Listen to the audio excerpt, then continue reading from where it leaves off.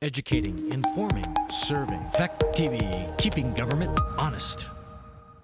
I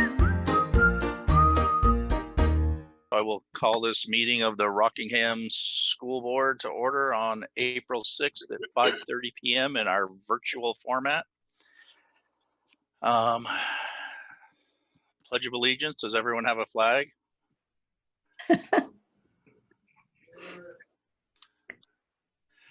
We will forego the Pledge of Allegiance for today and figure out how to do that next time.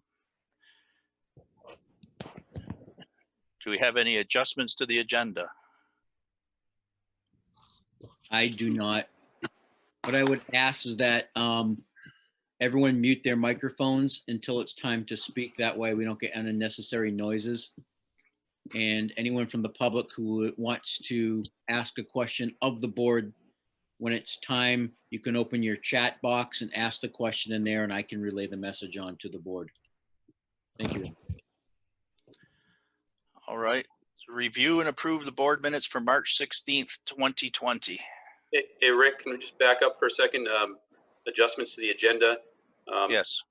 Would it be worth skipping board goals?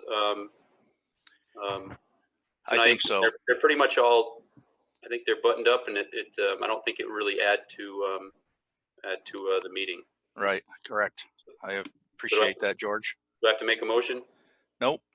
Just unless anyone's opposed, we will just skip over the board goals for the next few meetings. We'll keep them on the agenda, but we will not work on them until we are in a better place to do so.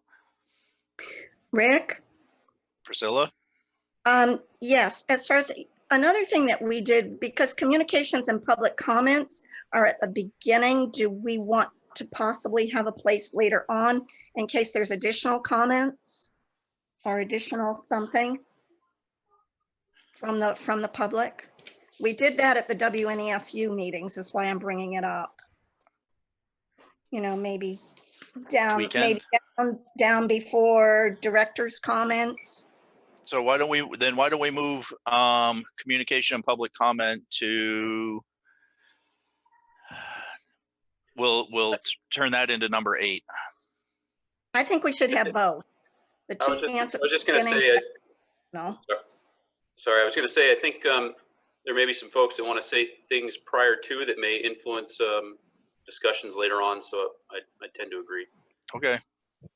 So we'll have a communications and public comments for number 5 and a communications. Do we want to do it as between 9 and 10 after number 9, or do you want to do it in place of 8?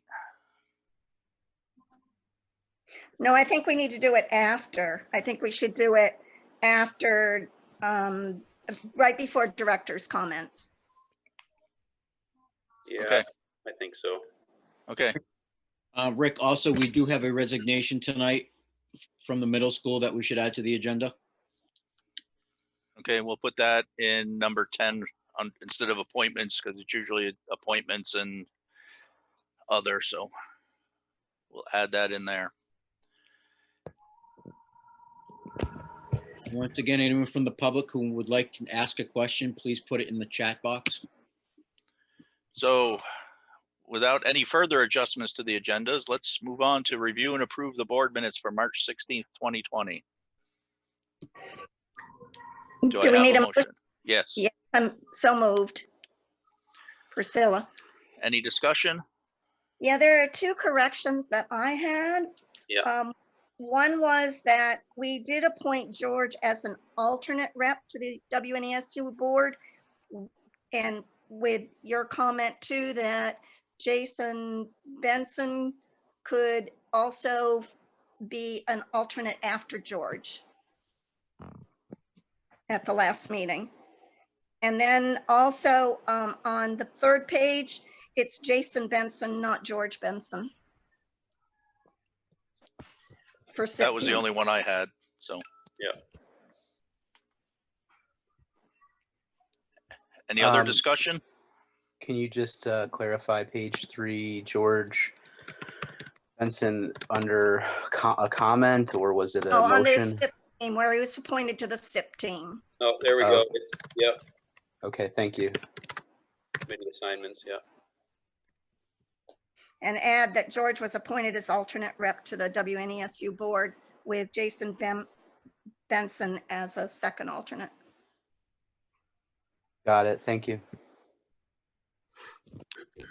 Any other corrections, adjustments to the minutes from that meeting? If not, I'll call each person in order to yay or nay. Jason Terry, Yay. George Smith, Yay. Priscilla, Yay. Jason Benson. Not here. Okay, all in favor, say aye. I guess I took everybody's vote. It's gonna take a little getting used to.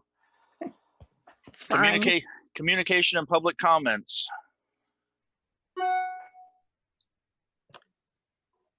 I see someone put something up there in the chat window. Does everyone see it? Yes. I don't. Somebody, I'd be happy to read it. Yes, please. If people can't see it, okay. I believe it's Brian Joy. Unfortunately, I'm having technology issues in double sound and video skipping. I want to thank everyone for allowing a statement and a quick link for reference. I just wanted to state that many parents, community members, teachers, and others voiced a large concern about the board's decision to lay off the paraprofessionals as part of service staff.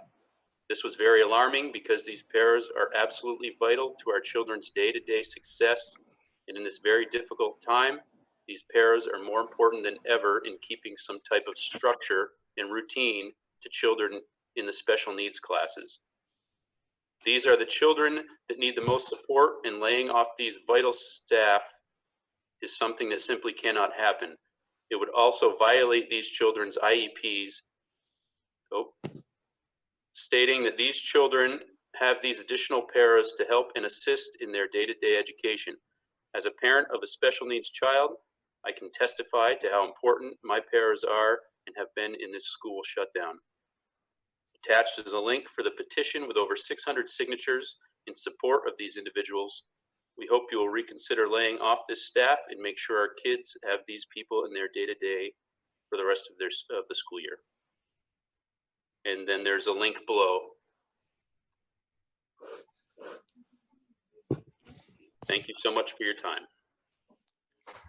Thanks for reading, George. Thanks to Brian for sending that. There is no, I mean, I did vote on that motion, but I'm pretty sure that there is no plan to actually lay any paras off. Mr. Pratt could speak to that more. It was more of a tool in the toolbox. Is if there was not, we're not gonna deny any children the resources that they need or are assigned, or lay off any people that are needed in the system. I've not heard of any recommendations coming from administration to actually lay anyone off. So I think that there is little to no concern about that this time personally. Yes, Priscilla? Can I also add this statement from the governor's office, or that they said there's a state of emergency. So as long as the state of emergency is in effect, then the governor has sweeping powers with respect to the use of school facilities, services, and personnel. There are limitations to the power, but those limits would have to be decided in court. So I don't think we're at the point right now of being interested in trying to find out whether we want to go up against the governor's issuance that all should be kept in effect. And I think basically the board members are really listening to the public as well. Thanks, Priscilla. Thank you. Any other communications or public comments? Any other board members want to speak to anything here before we move on? Mr. Pratt? We can see your lips moving, Mr. Pratt, but we can't hear you. I would just like to add that I think a lot of the public's response in regards to the possible editorial that David Clark had in the paper, and at this point, the administration has not took into consideration any layoffs based on the directives from the governor that Priscilla just read. And the board itself cannot lay people off. That would have to come as a recommendation or via the administration. Correct. And as far as, paraeducators and hourly employees, that, those determinations in regards to layoffs or reduction in force lies on the superintendent and just so the public's clear, and the board makes the decisions about any certified staff, not hourly employees. So, and also, if that ever got to the point, there is a lot has to go into it before even making any decisions, if there are any furloughs or layoffs, because as the person from the community stated, is that we still have to meet the needs and make sure we're compliant with all IEPs. And that would mean that, by law, we still have to meet those, even though they're not technically in the building. So I just wanted to be clear with the public that no decisions have been made at this point, and that's where we are right now. So moving right along. Anything Can I else? add to that, Rick? If you need to. Yes, yeah, it is a recommendation by the superintendent, but in the contract, it is the sole and exclusive judgment of the board that makes the decision on layoffs for the support staff. And it is in the teachers one, the board is the one that has the right to reduce the staff. So it does have to come back to the board to make those decisions. And the board, it has to come back to the whole board, not just a part of the board. Priscilla, I just need to clarify, although that for the support staff, it is in the contract, legally, school boards do not have the authority to oversee and make decisions about non-certified staff. It's true, you are given authority over non-certified staff. Yep. But it does need to come back to the board, and the board has that always approved those kinds of things. And since we're running up against the governor's issues, we cannot, any recommendation we made has to go with his emergency decisions. Otherwise, any decision we made would be null and void anyway, so. Correct. We don't want to go against the governor's directives in this case, but I'm saying, just for clarification, school boards have no authority over hourly employees. Even if it's in the contract, it shouldn't be in a contract, because school boards don't and never have any authority over hourly employees, only certified teachers. But there's no way I'd ever go against the governor's recommendation anyway. So it's, at this point, it's null and void. Okay, thank you. Mr. Chris, doesn't that contrast what the SU board voted for a week or so ago? I believe it had to do with I think the chair of each individual board. I believe that would have been it could have, but I believe it would have been just for the certified teachers, not the hourly employees. That wasn't the vote. The vote with the thing was, yeah, should not have been done.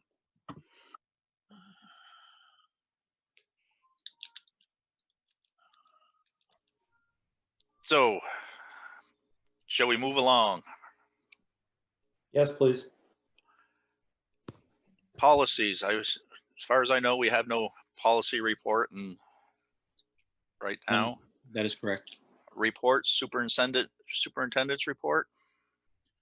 Well, okay, so where we are right now, we are, as Priscilla alluded to, right now, superintendents, just to give the public an idea of where, how decisions are being made, is that currently decisions are being made is that from the governor's office to the AOE to the superintendents, from what we're dealing with right now. This week, the most recent development is that we have been sent a template from the state in regards to a continuity of education plan. And that addresses the template that supervisory unions are to use to create what the education is going to look like in this certain situation that we're in. And so they pose the questions and we have to answer those questions. I guess what it really looks like, it's very similar to a continuous improvement plan, a SIP plan that schools have been creating. It's very similar to that format. So we've been working on that, myself, Dr. Carey, and Mr. Haas from special ed. And it is really not going to change a whole lot of what it looks like right now, what we're currently doing. What it is meant to is make sure that we have a plan in place, it's written down, and it gives everyone an understanding of what we are required to do, what needs to be done, and what education and learning looks like while we're in this state of school dismissal. So we'll be working on that. We'll continue to work on that this week. And as soon as we have that plan in place, we will be reaching back out to everyone so there's a clear understanding of what it looks like moving forward for an indefinite time period. So in regards to that, I do continue to put updates for the public to understand. I do put daily and weekly updates on the SU website. And if you scroll down to the bottom, you'll be able to see those updates as they're posted. They're on the website, but they're also through the WNASU Facebook page, as well as the blog that I have there also. So check that periodically in regards to updates and everything that's going on. But also please understand that things are changing and evolving very quickly. So I'm trying not to send a lot of information out to families in the community, because what I've seen so far is that it could change within hours and even sometimes days. So if you don't see something up as regards to updates on any of those sites, it's just we might be in a phase where things are changing too quickly to really put stuff out there. But please check those communications frequently, because I am trying to keep everyone in the loop. The superintendent is, myself and Dr. Carey, we meet with the administrative team once, if not twice a week, just to touch bases. We're well underway on providing kids their education and learning, and we'll continue to improve on that. And so, like I said, it's constantly evolving and it's constantly changing, but keep an eye on the SU website for updates and posts from myself, and then your school will also have updates available through your administration as well.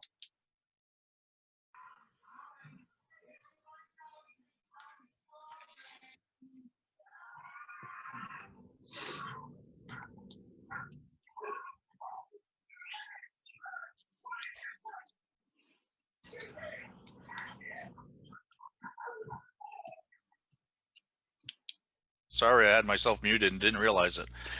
Any questions for Mr. Pratt? Shall we move on to principals reports? Start with Mr. Nemlich.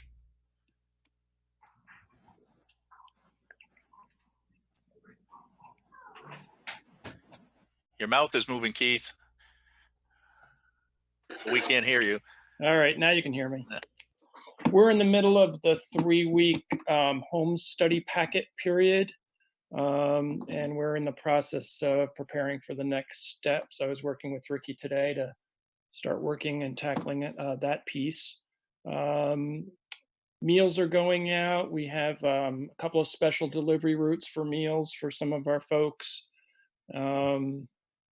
So that's where we're at. I know staff's making a lot of contact with families, but we're also trying very hard to respect their privacy and their time and not bombard them with calls. So that's a bit of a challenge, finding that balance between we're in touch to now we're just being intrusive. But we'll get there. We'll get there. Also, I should let you know that we have 2 Facebook pages. One is CES Family and Friends, and the other one is Rockingham Central Elementary School. So any news we're posting to there. Teachers are posting daily videos there as well for the public, for our families. So we're keeping in touch. Thank you, Keith. Anybody have any questions from Mr. Nemlich? And let's move on to Ms. Hazard. Hello, everyone. So much like Keith shared, we are in the middle of our 3-week maintenance of learning packets that went out on March 25th. I just want to say that staff in this SU are awesome. Staff at SRES are awesome. They've embraced new learning, much like Keith said, putting out videos for families. And it's just been awesome to see. We are shifting to Google Classroom and Google Meet. Today we had first morning meetings, all schools, so each classroom had a morning meeting via Google Meet, and that will take some time to iron out the kinks, but we had a good go at it today, and it was great too. I popped into each of the morning meetings, and it was great to see all the faces. And we have about 6 students right now with a connectivity need. So I am working on that. On April 20th, we have a device pickup. So all students will receive a Chromebook or an iPad for kindergarten. And a second round of packet pickup, some teachers are preparing that. Let's see what else. SRES is a meal distribution site. So the first couple weeks we had pickup and then 3 buses running out of our school. Linda and Lori in the kitchen are awesome. They were doing over 200 meals a day times 2 because it was out in groups of 2 and groups of 3. Huge volunteer effort. It was terrific, actually amazing. This week we've moved to a pickup site only, and all the buses are running out of BFUHS.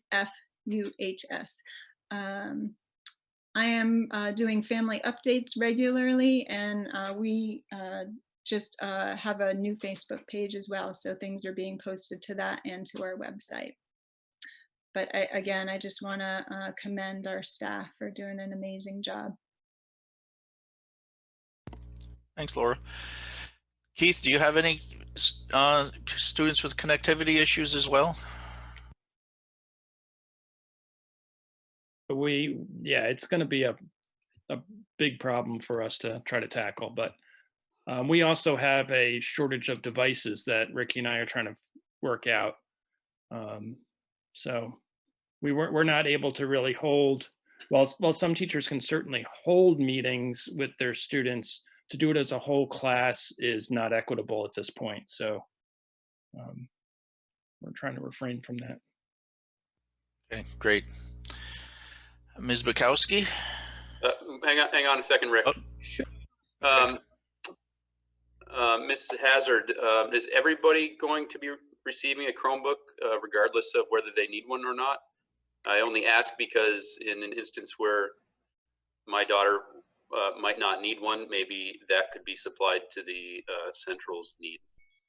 Yeah, that is the intent. And as an elementary principal group, we've talked about that. And we've talked about also sharing devices as needed to make sure all kids at the elementary level, much like at the middle school, high school level, have a device. We thought that originally we were going to do based on need, and then because we'd prefer not to do a second distribution of devices, and we want to make sure everyone has a working device that's equitable, that this was the best way to approach it. So I believe Keith and Ricky, you guys are working out what your actual needs are, and then the other schools will help you out with that. One more question also. You said a new Facebook page. Is that just SRES? Yes. And that's where we should be following for additional public comments and whatnot as the other schools? There and the website. So Yep. they'll have, and also I'm sending out the family updates regularly. I guess more specifically, leaning away from the PTO page, which I know has been utilized quite a bit, and going more toward this new for informational purposes. Yes, we have a brand new site. Yep. So the Gotcha. PTO maintains their own site, and then we have a site as well. Gotcha. Thank you. You're welcome. I see Ricky noted that you resolved Central's need is around 5 PM. Does that mean that there's now enough Chromebooks to go around? Yes. he's- Ricky, I was away from school at that hour, so I'm not Yep. aware of what he No, found. Ricky posted in the chat window there and confirmed So that, yes, maybe he he believes he's, found a truck out on 91 or something. I'm kind of Could- hoping. he's kind of like that with that big turbo truck he's got. I can see him chasing one down the highway. So I don't know, I don't know what we can do about the connectivity issues. I mean, here, there's things like Verizon hotspots and other things, but if you don't have cell service, none of those Wi-Fi adapter, extender, promoter things work. So Yeah. Also, the state has a program where they're willing to supply some stuff. So if we end up finding out that we do need some additional, I think there's some things that we can look into for that as well.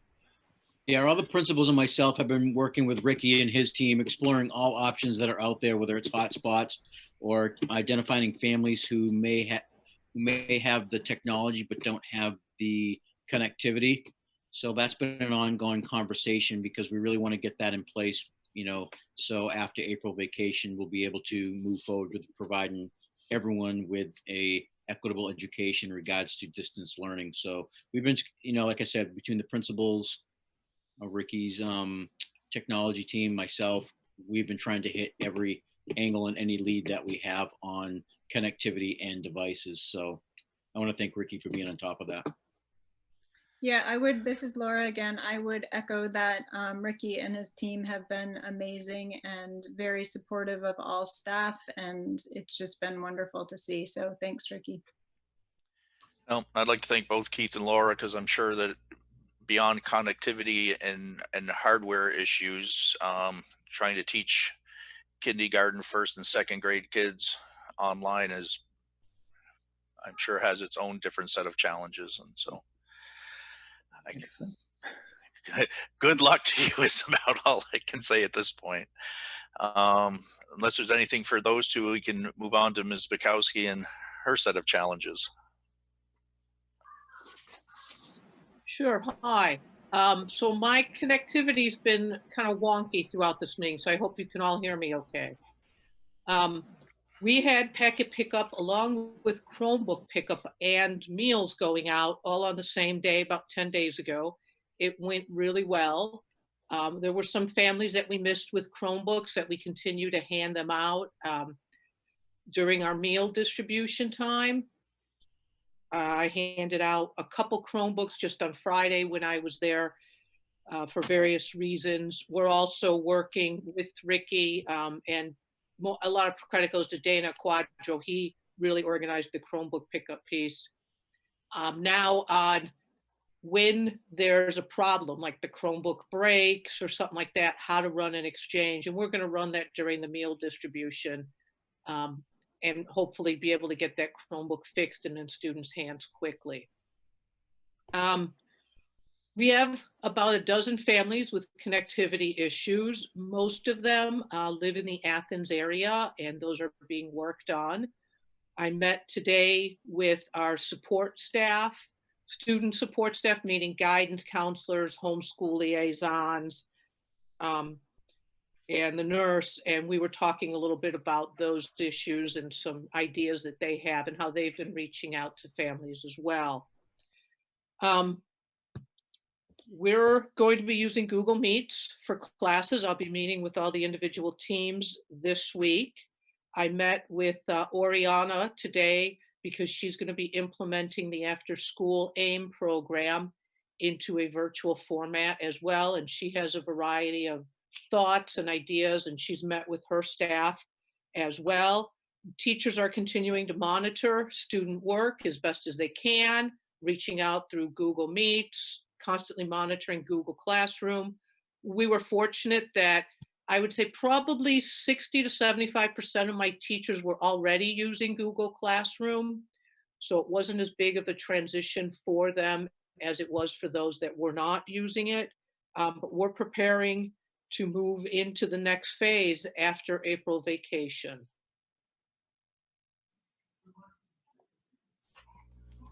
Great. Any questions for Ms. Bukowski? Priscilla? I can I see your just wanna tiny little com- hand in that tiny little window. I'm just wanted to say that I am so impressed with the way the technology is starting to come together. When you read the article in the paper about what other schools were doing, I was kind of worried about what ours were doing, but I can see that you guys are really on top of everything. I'm impressed with Ricky and the staff, from the superintendent all the way down through the paras, and everything they're doing for our students and their families. Way to go, guys.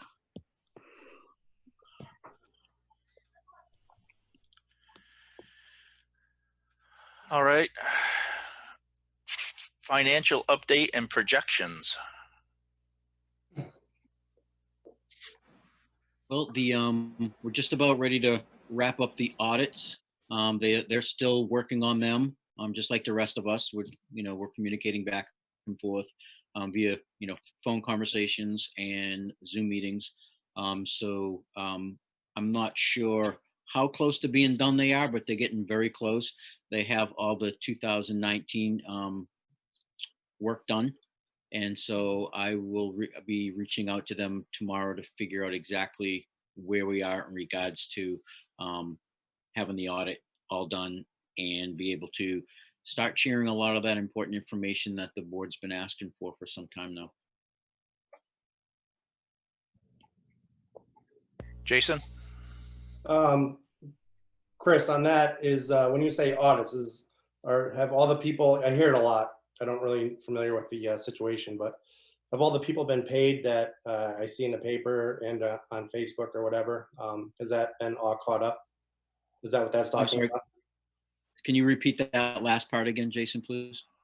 Just what I see on Facebook or in the paper, have all the people been paid that stating that they were owed money or whatever? I see a lot of it. I don't really understand what's going on with it. Yeah, you're right. Now, I think, once in a while we're trying to, I think for the most part, I think we're all caught up in regards to people getting paid. What we're seeing now is that we started and created a timesheet through Google Forms that's really helping to make sure that, at least for the hourly employees, where most of the issues were taking place around questions about hours and getting paid, so we'll be able to process those a lot quicker and have them as they come in, and it take a shorter amount of time to calculate all those, because they're automatically being calculated on the Google Forms now. But yeah, from my understanding is we're pretty well caught up with that piece there. I myself haven't received emails like we were getting before in regards to people not getting paid. It's my understanding right now we're in pretty good shape in that department, Jason. That's good, because I definitely want to make sure if you're working, you should get paid. That's very important to me. And Yeah.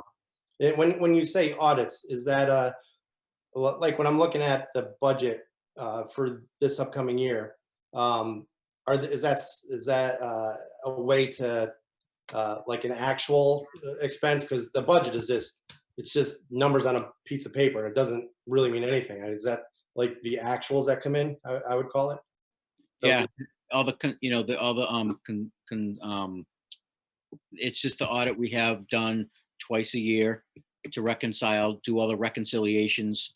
So that's what they're trying to wrap up now. They got the 2019 reconciliations done. So I believe right now they're putting the finishing touches on the audit for. And we'll have those numbers in hand at some point. Yes, absolutely. All right, good. Because the budget that's written for next year, it's a lot of money, but that really doesn't mean anything, because it's really what you spend and how you can control it. Otherwise, it's just numbers on a piece of paper. So Correct. I did not know you guys do that. So that's good. I can't wait to see those numbers. So Great. Yep. And I will let people know when that's been finalized. Any other questions for Mr. Pratt on the financial updates? I could clarify that right now, everyone in the SU, they're getting paid. There's no one been laid off. There's no, people we're following the governor's directives in regards to the current situation we're in. So I just wanted to make sure that in case there were any rumors going out there, people weren't getting paid. All our employees are getting paid, professional and hourly employees. So Good. So my guess is Mr. Terry's questions were probably related to the difficulties we had a couple months ago. So I think Yeah, most- they were. Yep. so, unless there's any further questions for Mr. Pratt, Just real quick, Chris, again, I'm looking at the budget too, and it'd be helpful if there was some actuals from last year rather than just what was budgeted. And then going forward, I'd like to see us discuss some of those reasons why things either increased or decreased, so that when we get to the end, it's a clearer picture and we're not struggling last minute to try to, put it together if that's at all possible. yeah, the budget is gonna, we'll have the actuals. I think that's a very important piece that we do need to look at to see what we're spending and what we're spending it on. So absolutely. Well, and also in comparison, when we're working on our future budget, if we can see the previous year's budget and then the actuals to go along with it, and just I'd like to spend more time this year, I think, on the financials than we did last year, just so we can again stay as up to date as possible. Jason? So to George's point, I'm not an educator. I'm more of a coach, and if there is when the actuals come in, if it's less, and my goal is going to be to spend less money that is written on a budget, how do the taxpayers get that money back?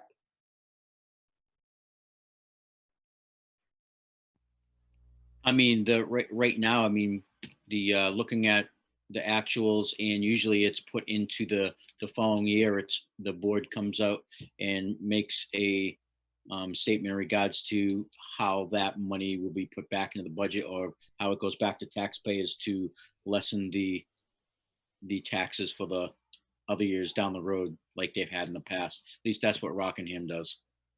Good. Look forward to helping the people out. Priscilla? I know that at one time, the boards got a monthly expenditures report for each line item. So maybe that was what kind of thing we need to be starting to look at, so that, as George says, we're ready to look at the budget next year. Because of the software changes, that was part of our problem this year, and the figures just kept seeming to change every time we went to a meeting. So I think that might be a thing that we looked at to make it more concrete, and that we'd have a better handle on it. That's exactly what my thought was, Priscilla. Yeah, you guys didn't have access to that this year because of the e-finance debacle, but that should be part of any board's budget process in regards to creating a budget. It's actuals.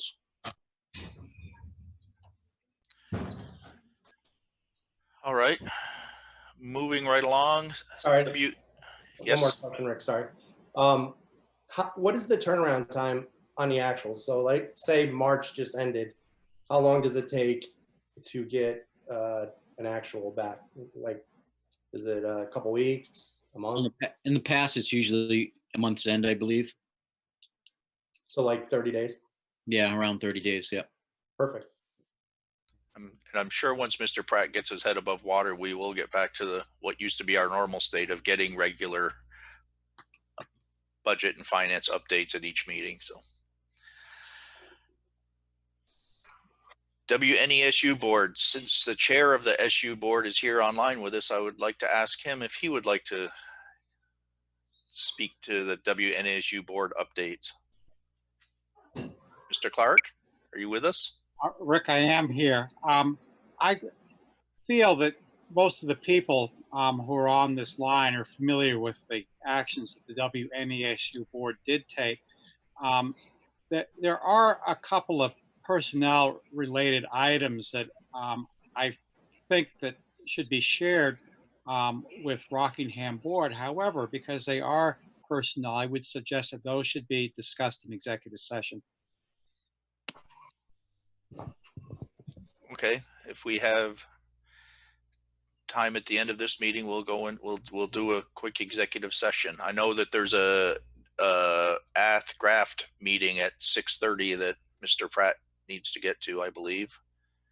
Or is Dr. Carey taking that one? We'll both be there, present for Both that be one. there. Okay. So we'll try to have a brief executive session on personnel issue at the end. Committees, I don't think any of our committees have met on anything brief recently. New business for discussion or action, if any. Considerations for the rest of the school year. This was more of just these were just a few discussion topics if we want to talk about, like, what are, getting through the rest of the school year, which ends on June 30th. I don't know if the teachers or principals out there have any requests. Mr. Terry? So how do I share something on the screen here for everybody to see? I'd have to give you access to sharing. I can either do that, or I can just read this to you, and I can email it to whomever, or I can, whatever you want to do. I'll leave that the board chair if you want it to read it or not. If you can read it, that'd be great. Okay, so back in 2012, a resident here in Bellows Falls, Heather Glein, was on a committee to help the properties in town. And I'm not sure if all you folks are familiar with it, but back in 2012, we had 852 total houses, let's say, in town, okay? 548 were single family, 304 were multifamily, which means rentals, okay? So if we're going, what I want to do is I want to try to, instead of burdening the single family taxpayers all the time, I think there needs to be a way that we put some burden back on the rentals, and not the landlords. I'm talking to people that are renting the apartments. We have a lot of I think in Bellows Falls, we're very highly ranked as far as special needs, special education, and that's been a source of revenue for the school, a big source of revenue. And if you take that away and you take those numbers away, that's basically sales for the school in my estimation. Right or wrong, that's how I view it. And my proposal is that somehow we need to create a way that the rentals are paying more property taxes and school taxes, and it's not fair for family homeowners to flip the bill. And there's a lot of cut up apartments in this town, and they have zero tax burden. The landlords do, but it's not even fair and equitable compared to what I pay compared to the houses that are on my street, for example. If you look at Bellows Falls compared to Burlington or Brattleboro, Brattleboro and Burlington, they're paying, the rentals are paying a 10 cents difference, per thousand, compared to Bellows Falls is 3 cents difference per thousand. So, there's got to be a way to be consistent and fair, and we can do whatever you want. And I am for paying the teachers. I'm for paying the people what they deserve. They've all worked hard for it. I know Mr. Pratt took one on the chin last month about his pay, but nobody's talking about the other principals in the schools with their pay that went up also. Nobody's talking about that. So, I am for paying the people. I'm for keeping good people, but I am not for continuing to pay a huge burden for myself and all the other homeowners in this town. And these are hard numbers back in 2012, and it's really no different today. So that's one thing I'd like to look at. And I have a list of stuff I'd like to talk about for new business. I don't know if you want to chew on that for a minute, but so I think that what we need to think about how we as a school board could approach that topic, and those discussions. I don't know if Mr. Pratt or even perhaps Mr. Clark has any suggestions on how a school board can coordinate or work with the town and or state to help change the way that we are taxed. But I think that I know we had talked about this some offline about trying to find the right place to put it in for discussion. I'm not quite sure what we call it as far as a new business for discussion or action. Tax-based review, perhaps would be a good topic, and we can put that on. I don't think we're going to get much action on it today or much discussion, but if the rest of the board is in favor of it, I'd like for us to have I don't know if it'd be a new discussion next month, but a discussion about how to work with our municipality to do a tax-based review and create a fair tax structure for the education system. I'm not opposed to going to the select board. I'm not opposed to going in front of anybody. My feeling is that, we can talk about ideas, and we cannot change anything with ideas in our mind. We can only change them with conviction in our heart.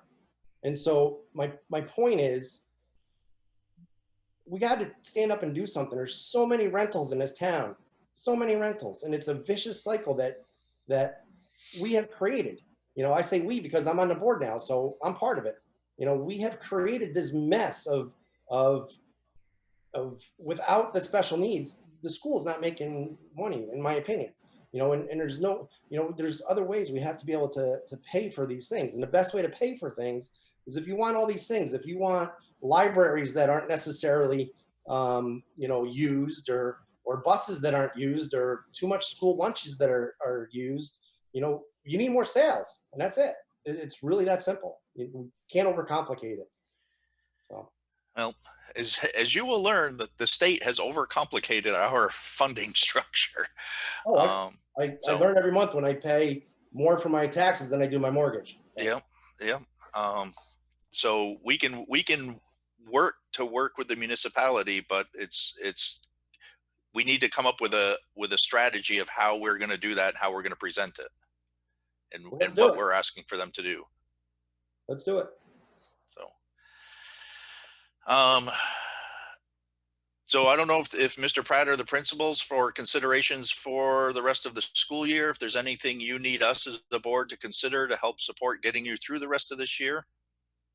I don't have anything off the top of my head, Rick. I think right now it's just, like I said earlier, it's constantly changing. It's constantly evolving, and what it looks like this week is going to look different than next week. So I think we just got to continue to, roll with it and get the information out to families as much as possible. But I know the administration and myself appreciate the support from the boards and the community with everything that's going on.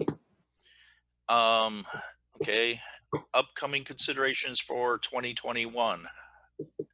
So I think that's a big question mark out there. I think we need to look, as everyone else has noted, we need to really try to pay close attention to our budget that we have for next year. I'm a little worried as to what's going to happen in the upcoming year. So depending on what happens, what considerations do we need to start thinking about and putting into place, and what are we going to do there? It's a broad question, so I don't really expect any answers. Jason? So as far as 2021, I would like to, and I don't know who does this. I don't know if the schools can do this when they go back to school. I'd like to consider, how many kids, are getting reduced lunches, and how much of that is going to waste. I don't know if there's a way to track that sort of thing. I don't know if there's a way to track how many kids are taking the bus in the morning to school. If the bus is half full, what's the point of having a bus? How many buses do we have? And I don't have the answers. I'm just looking at the numbers of our budget, and I just have questions. So how many kids are taking a bus? Is it half full? Is it totally full? In my opinion, it should be totally full. CDL drivers are hard to come by. I think we should look at maybe having the current, lease out the current to do that. I think, when you look at our numbers on the P&L here, we have to me, it looks like, correct me if I'm wrong, looks like we're paying a lot of money for a library when we're also paying a lot of money for a library block away from the middle school. So what's the point? And they have this thing now called Google, which maybe you can look up stuff that way instead of a library. It's just a lot of money. So, and then, what do we track? Do we track, performance? How do we track performance? Is there reviews for teachers? Do they actually track that stuff? It's just a lot of things we could manage it like a business instead of, continuing to manage it to go out of business. So we can't continue to burden the taxpayers of this town. So can you clarify your question or concern about free and reduced lunch and waste? I'm not exactly sure what you were driving at there. So my point is, how many lunches do kids eat a day and how much gets thrown away? Do we track that somewhere? So we're not wasting food. I know in my house, you have a budget, it's whatever it is, a grocery bill, you're spending it on groceries and none of that goes to waste. We try not to throw away any food, so it's just, I don't want the numbers to be like, okay, we have, I don't know, arbitrary number, $10,000 to spend on food. Well, we got to use all that $10,000. No, you don't. Yeah, $8,000, we all get money back. I'm quite sure our administration is not playing that game. I don't know. How do we know? I would like to. Let me chime in for a minute. Everything that we do is based on the data and numbers through food services, through transportation, through even keeping track of, teachers are evaluated, principals are evaluated, everyone's evaluated. I mean, so this is all stuff, if you want to look at it, we have the information. But keep in mind too, some of the stuff when we talk about food services, we have to, they're very strict in portions. So even go down to those minute details in regards to what the portion sizes are, in regards to what we have to purchase and what we have to serve. But all that stuff, the board usually looks at that. I know they've looked at it here since I've been here. So that all that is information that is available to the boards when they've been making these decisions. And I know they have used that information in the past. But so the answer to your question, Jason, is yes, we have numbers and we keep the data on all that stuff. So so it isn't based on arbitrary in any way. And it, it is a business. School is a business. So that's great to hear. But my only counterpoint to that would be next year, we're going to have, again, another budget in front of us. We're going to have to vote on. And every year that seems like every year that I've been in this town for the last 20, it keeps going up and up and up and up and up. And, we can't continue to burden the single family homeowners in this town, because what's going to happen? They're going to move. And then what are you going to have? More rentals. What's going to happen then? Less tax money. It's a vicious cycle that we've gotten ourselves into. And you cannot continue to just keep raising the prices. People, yes, I believe people should get paid what they're worth. I think teachers do a great job, straight across the board. And I think that, for the most part, they're really solid people, and they deserve what they've earned. So, but I just don't want to waste any more money going forward. Well, I don't think any of That's us why I'm want to here. waste any more money, and I think that we're hearing your message. We'll start getting better reports more often. When we come into budget season, we'll be looking very closely at the budget. But we also have to keep in mind that there are laws and regulations, and our main priority is to make sure that the kids are getting educated. So, well, I'd like to also add too, is that, there've been many times, there have been times where school budgets have gone down, but taxes have gone up because of the common level of appraisals and the other things that school boards have no control over. So, there's a lot of factors go into this, that raise taxes. There's Right. 5, and out of those 5, schools only have control out of 2 out of the Right. 5, I believe. So, I think it's something, boards, here and other places continue to look at, but their budgets have been cut in the past here and other places around the state, but the way the the funding structure is set up in the state of Vermont, it continues to push up people's taxes, even if the local budgets are down. So, I mean, I think it's a bigger conversation, for another time, but they're all good questions. Right, I agree with you. If anyone was to say that everything is hunky-dory and perfect in Bellows Falls, they'd be delusional, because we have a lot of issues in this town. Just open up the front page of the paper. So, a lot of Priscilla, you've been flailing your hand there for a few minutes. I wanted to say, yeah, there's a lot to consider, but we also, when looking at the considerations for 2021, we need to be sure that we're coming off from this period of so much turmoil and hopefully everything is straightened out so that we can come together and provide a really good education for those kids who are coming back and show them the concerns that we want in the fall. At the same time, I do think there were 2 new positions that we talked about, and only the principals can give us feedback on this as well in the future, but not probably something we want to decide on tonight. But I think rather than advertising those other 2 new positions, we need some discussions on those to make sure that those are what we need before we move forward on those. There was one for the middle school and one for Saxons River anyway. So I think that might be something that we want to put off and have a discussion with the board before we move forward on those. Rick, I'm going to have to leave this meeting to go to another one. So if inadvertently this meeting might stop, it's not on purpose. It's just, I don't know if I can run 2 meetings simultaneously. Okay, so we kind of needed you, I think, for the next topic, which was about the grant and state funded positions and making sure that we are covered with all of them. Yeah, right. As of today, we got some concrete guidance in the state in regards to what we look at. They've kind of waived a lot of the stuff in the past that they were very strict about in regards to funding positions and stuff. So at this point, there's no indication that any of that would change from the consolidated federal grants piece of it. It's still early, but I've had no indications from the state that anything's going to change in regards to the CFP. Okay, as we're having all these budget concerns, one of the things I want to make sure is that we're not putting at risk having to pay out of pocket for some of these positions that are grant and state funded, and that we're not going to lose any of that. No, as of right now, I have no indication that would we have to be concerned about that right now. Nothing from the state. And is Ricky going to drive this rest of the Zoom meeting, or is he's already gone?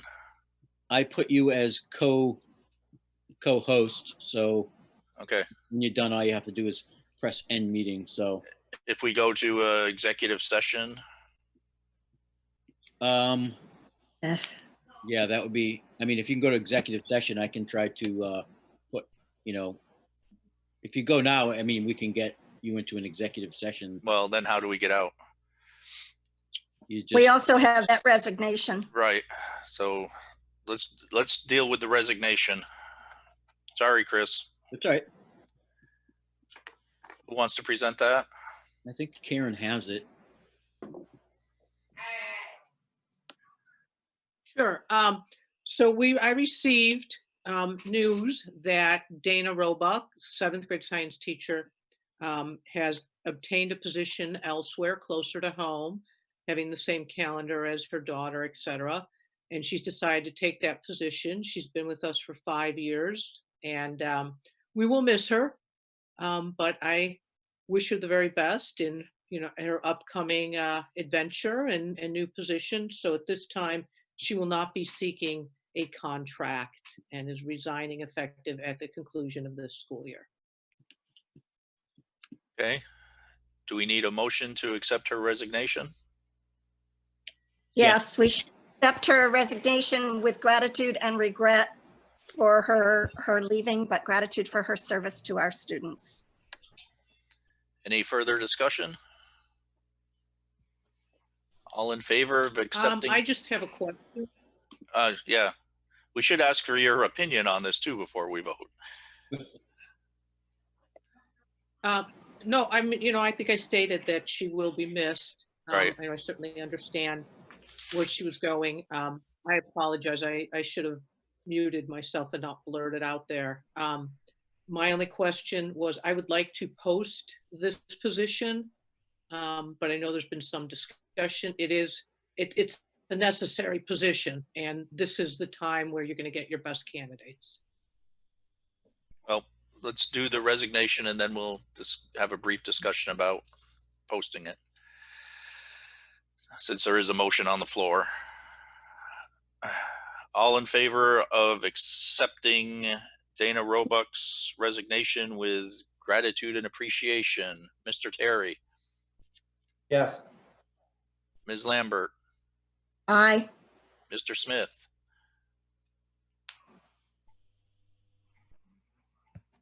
Aye. the ayes have it. So do we want to have a brief discussion about giving Ms. Bukowski the go-ahead to open this position? Yes. Yes, discussion, or yes, go ahead and open the position? I think we should open the position because if she's told us it's a necessary position that we're going to need in order to do the schools next fall. And it's a position that has been there and right along. George? I guess a question that I would have is there other somebody else who could fill that need without adding to the budget, of course, if that's a possibility? Mr. Terry? Or we'll let her respond to George, I guess. I'm sorry, This is am I a waiting? position that is already, I'm sorry, you want me to go? Yes, you please go. This is a position that is already in the budget because it's a necessary position. Science is obviously has mandates for what we have to teach at the secondary level. This is a 7th grade position. So at this time, you already have that her salary in the budget that's been approved. Understood. Understood. I Oh, was just let George finish, sorry. Understood. I was just questioning if there was someone else qualified or maybe becoming qualified that's already part of our school system that would be a good fit rather than reaching outside. I guess that was my only comment. They'd be more than we have to post.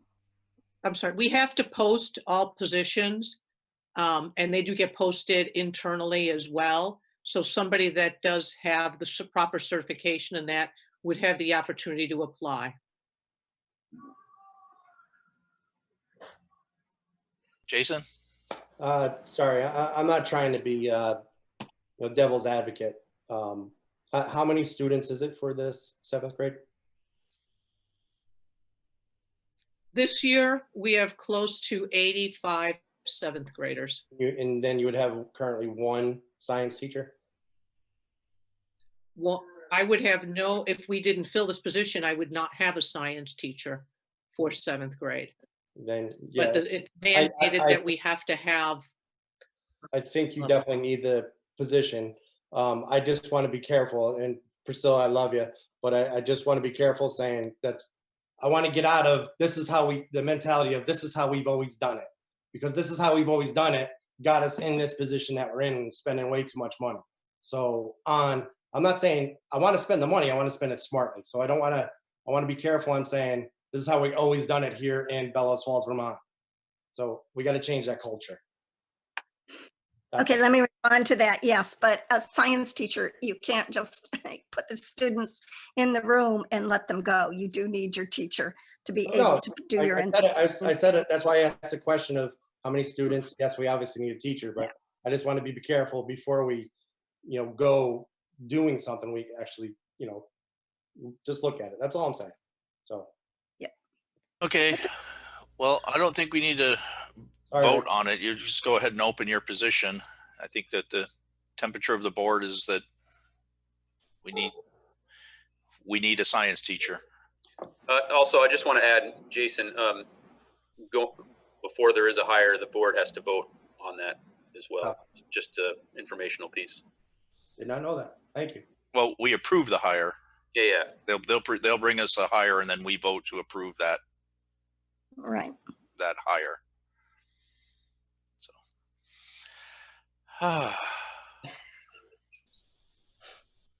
You all right, Rick? Public comment. I don't see anyone else out there.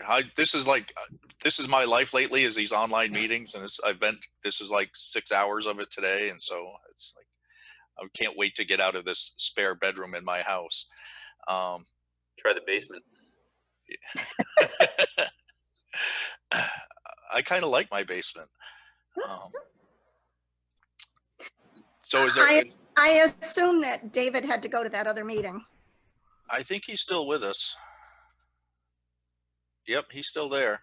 So we were going to do public comment. Is there anyone out there from the public who has anything they would like to say before we move along? I don't see any typed messages, no hand raising. Going once.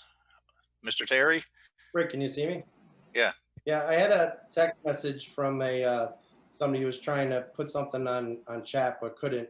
It just said, I just received it not too long ago. So it says, have all bookkeeping employees been spoke to by the lawyer? Do we know how the mess was created and how it was resolved? So I think that alludes back, and Mr. Pratt's not here, so. Yeah. So I'm still here. Oh, you are still here. Yep. But I don't know. That's still in the process right now. It's on the back burner because it's tough to Interview people with interview physical people, distancing. and it's right, and it's better to interview people in person than it is over Zoom. So that all that right now is on the back burner. All the information I do have, everything. So it's pretty much like it was before. We don't have any real answers.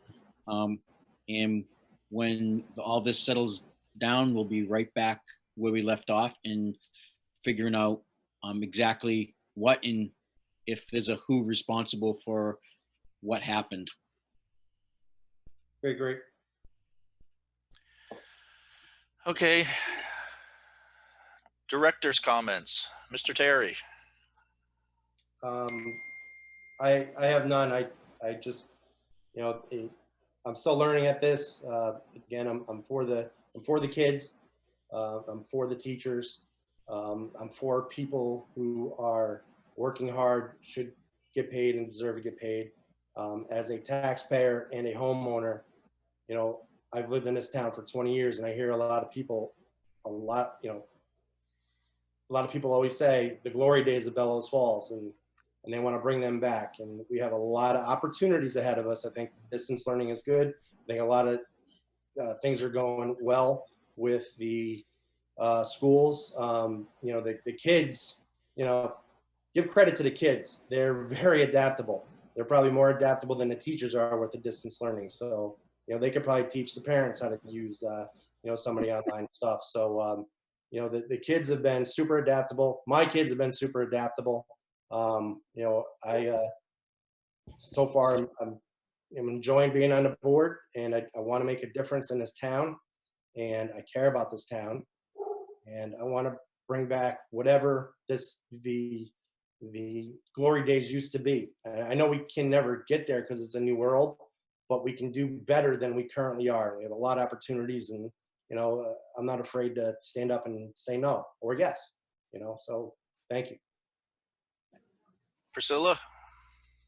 Just want to reiterate how impressed I am with the increase in technology programs and all that everybody is doing in such a really tough time.